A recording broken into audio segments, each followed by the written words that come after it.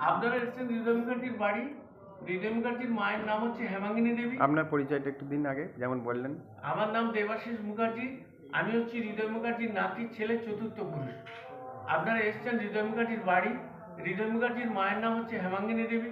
হেমাঙ্গিনী দেবী হচ্ছেন ঠাকুরের পিস্তত দিদি। ছোট বয়স থেকে ঠাকুরকে খুবই ভালোবাসতেন, ঠাকুরও দিদিকে খুব ভালোবাসত। এখানে আসা যাওয়া চল ছিল, রাত্রি যাপন পর্যন্ত করতেন। হৃদয়কে নিয়ে বললো যে 2 বছর দুর্গাপুজো, এই হৃদয় দুর্গাপুজো করবো। দিয়ে এখানে 2 বছর দুর্গাপুজো করেছিলেন ভগবান শ্রীরামকৃষ্ণদেব এই মন্দিরেতে। তৃতীয় বছর দক্ষিণেশ্বরে গেছিলেন ভবতারিণী মায়ের পূজারী হিসাবে।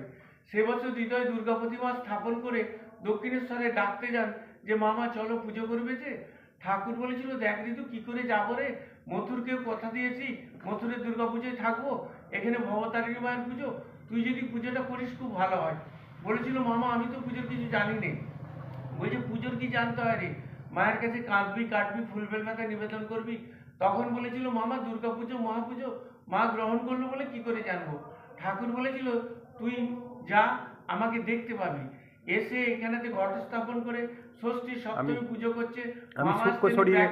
আমি সূক্ষ্ম শরীরে দেখা দেবো।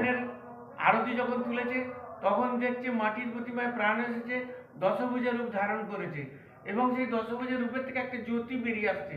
আর সেই জ্যোতির ভেতরে দাঁড়িয়ে আছে ভগবান শ্রীরামচন্দ্রদেব। হৃদয়কে আশ্বস্ত করছে, হৃদু আমি এসেছি, মা তোর পুজো গ্রহণ করেছে।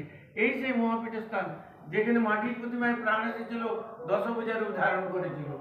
এই সেই জায়গা। আর আছে আর নারায়ণের মন্দির আছে, আর ঠাকুর যে বাড়ি এসে থাকে।